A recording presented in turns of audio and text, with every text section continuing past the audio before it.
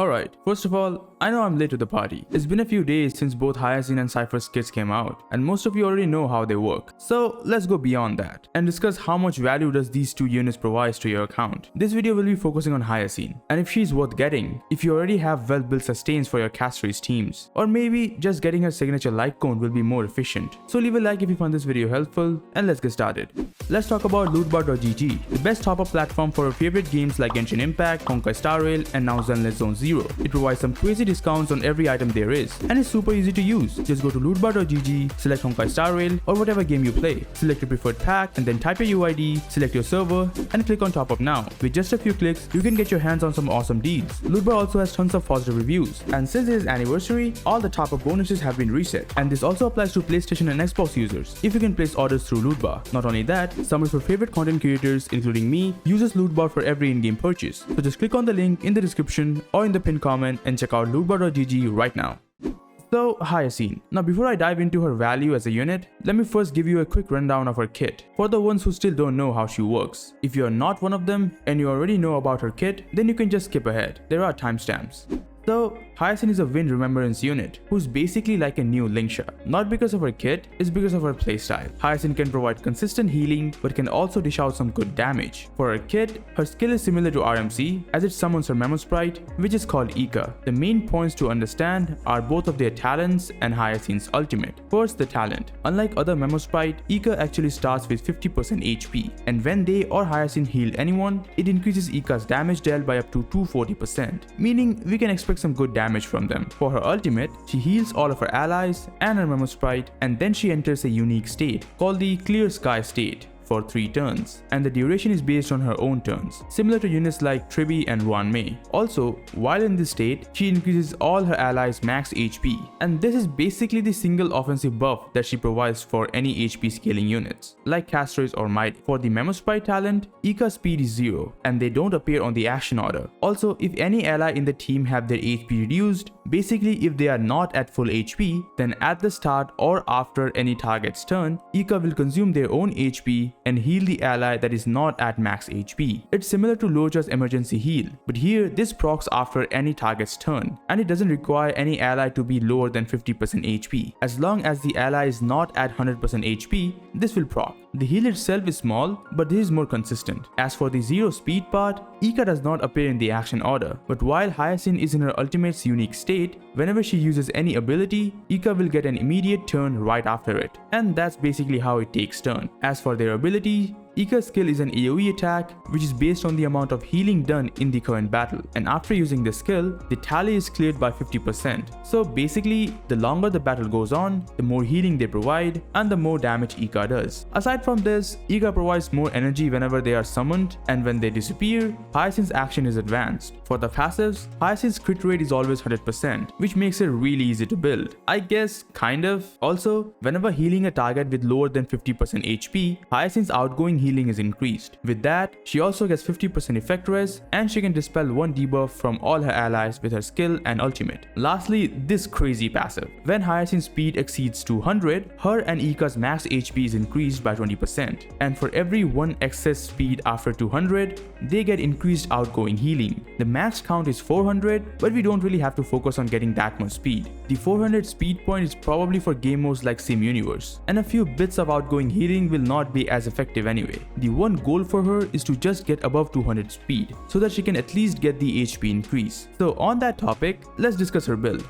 So this is the build that I managed to cook up. Given she already gets 100% crit rate and quite a lot of damage boost, focusing solely on healing would be the best course of action. Using outgoing healing on the body and HP sphere is the must, with energy regen on the rope. Given her 150 energy cost ultimate, she does have some energy issues, which I'll talk about in a bit. As for the speed, your aim should be to at least reach 200. Her signature light cone helps a lot, as it provides 18% speed, but you can get to 200 speed even without a signature light cone. You can simply use the Herta light cone that also provides speed, though you would require some substats, but given you don't need any crit rate, you can focus on getting speed. You don't need to min-max her relics. As long as you have 4 speed average on every relic piece, you should be able to reach 200. The next issue that I found is with her energy gain. Her Clear Sky effect lasts for 3 turns, and though she gains energy whenever she summons Ika, even with that, it's not enough to get 100% uptime on on her ultimate, and that ultimate is really important. Ika only gets to attack inside Hyacine's ultimate's effect. Now there are other energy sources, like since Ika consumes their own HP to heal their allies, you can just let Ika die and then resummon it to get the extra energy. But that's not quite how it works. Hyacine constantly heals Ika, so that idea won't work, and I've checked several gameplay footage, and there's sometimes a one-turn downtime on clear sky. You just cannot get consistent uptime on her unique state. Maybe in future changes they will decrease her energy cost, or maybe provide her more energy when Ika is summoned. It's still the first beta, a lot can change in the future. By the way, if you enjoy my content, please consider subscribing, as it does help this channel grow and motivates me to make more content for you guys.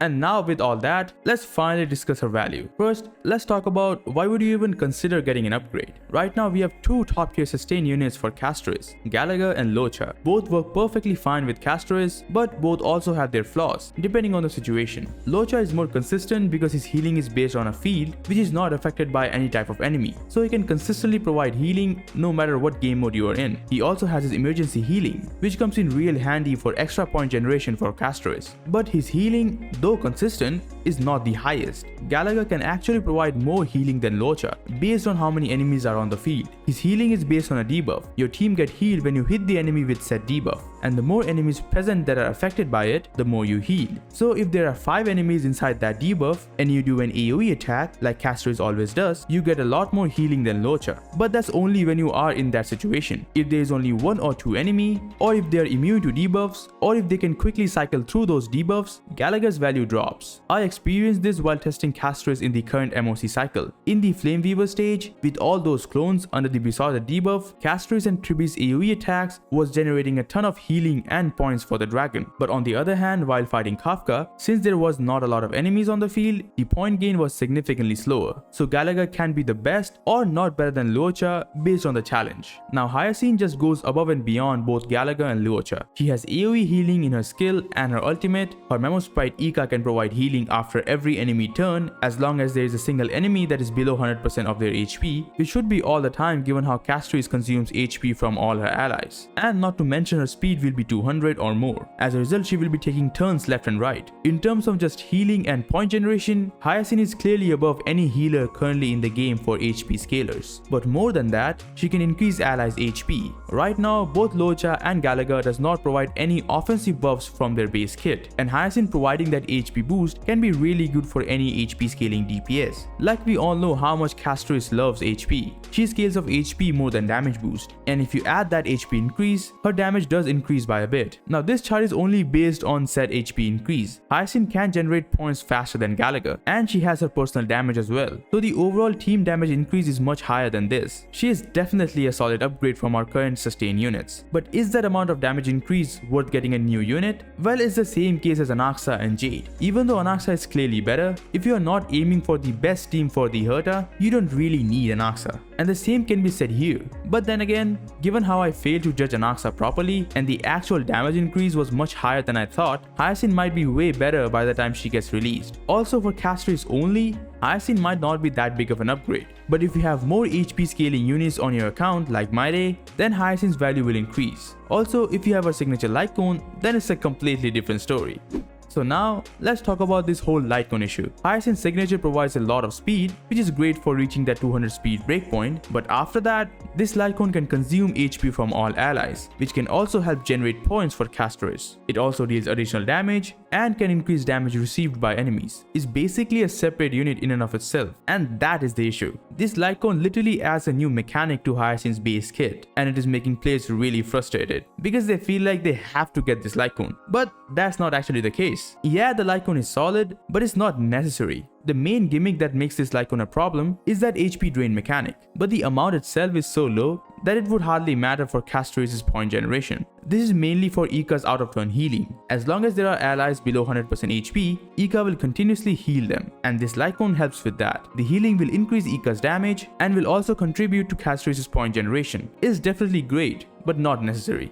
Another question is, what if you only get the light cone and not Hyacine? Well, this Litecoin can easily be used on RMC. He can perfectly proc all the effects from the passive. And here I also have a chart showing the difference in damage between the 18% damage taken from the Litecoin and the 30% HP increase from Hyacine. And though it seems it's better to get the Litecoin, there are other factors that are not taken into account in this chart. Like, given the extra HP drain, you'll need better healing. But since the amount is so low, you should be fine. But most of all, Hyacine's overall point generation is far better than any other sustain or this Litecoin, and that is not considered in this chart. And if you were to test these teams in game, Hyacine will perform much better than just having her Litecoin on RMC. So overall, what do I suggest? Well, Hyacine is clearly worth it as long as there is even a single unit in your account that consumes HP to deal damage. As for the Litecoin, it is a solid option and it does increase cast race's damage. The value itself is similar to any support Litecoin. It's a luxury. If you have the Jades, then go for it. As for only getting a Litecoin, I don't think it's the best choice. From what I'm getting right now, Hyacine as a unit, even without a signature,